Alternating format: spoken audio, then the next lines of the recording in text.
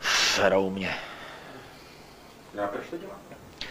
Je to, musí se někdo o to starat. Musíš tlačit z druhé strany vrat. Já nevěřím na vítězství, jo. Ale musíš tlačit na druhou stranu, aby se to udrželo v rovnováze. Jinak by to dopadlo, to se jí nedopadne dobře, kluci. To dopadne špatně. No průser bude strašný. Bez zase se budou lidi zabíjet, vzpomni si na mě. Jako celosvětově? Ano, ano. Já to myslím taky. Bude hrozný mazec. Já to myslím taky. Protože to je zákonní to, já člověče, vidím tu ruku prozřetelnosti, jo. Všechno k tomu spěje.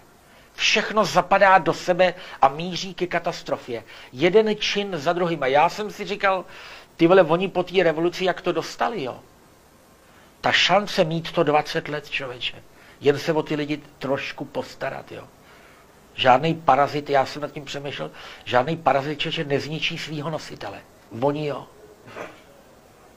Rozkradli všechno, kluci. Všechno. Všechno. Za těch 7 let? Všechno, ano. Všechno. Ale jak? Jako když to řeknete vy, tak je to pro mě něco jiného, než když mi to říká tamhle nějaký můj kamarád v hospodě, protože vy jako... Všechno rozkradli. Vy asi byste měli vědět, o čem mluvíte. Teď jsem říkal tady kamarádovi, jo. To, hele, oni třeba teď prostě prodávají pražský vodárny, jo. Praha. A to tak, že to, co je v zemi, ty roury, to, co praská, co se musí udržovat, to si město nechá. A ty početní stanice a ty přečerpávací, který nesou milionové zisky a který rozhodují o ceně vody, ty prodají soukromníkům. To prodají, no. Malá domů. Čili my budeme platit, ty budeš platit ty roury a ještě budeš platit vodu. A někdo se na tom nabalíkuje. No a když je to jako vlastně jasný, jak to je, tak nejde... Oni nás přehlasujou. Ta Odeska nás přehlasuje. My jsme teď s kamarádem, s tím Moravcem, dáme to k soudu. A soudce to zablokuje. Protože jakmile to zastupitelstvo odsouhlasí, s tím svěcená voda nepomůže. Nebo hele, oni dělají, a to je dnes a denně, jo. Oni dělají to, že představte si, že si budete, pane ředitele, chtít koupit něco za 7 milionů. Já jsem úředník na ministerstvu privatizace, jo. Se píšeme s váma smlouvu a ta bude taková, že za každý den, co bude mít prodlevu naše smlouva, vám dáme 1 milion penále.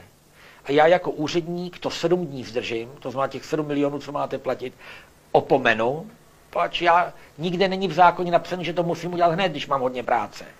Já to opomenu, vznikne škoda k vám zaplatit 7 milionů, vy máte 7 milionů, takže dostanete tu továrnu zadarmo, bez ničeho a mě dáte meloun. Jsme oba za vodou. Takhle to dělají. Furt se ještě nezastavilo. A co rock'n'roll? Co? Co rock'n'roll? Ten si žije vlastním životem. Já jsem z toho smutný, když to takhle... No je to, já jsem s toho úplně v prdeli. Ty jako... Já jsem byl starý optimista, entuziasta, ale opravdu už je to vidět a cítit. To je hrozný. Hrozný. Úroveň, všechno to hapruje, je to ale na lidský kvalitě, jo. Nepovedli jsme se Pánu Bohu kuci vůbec.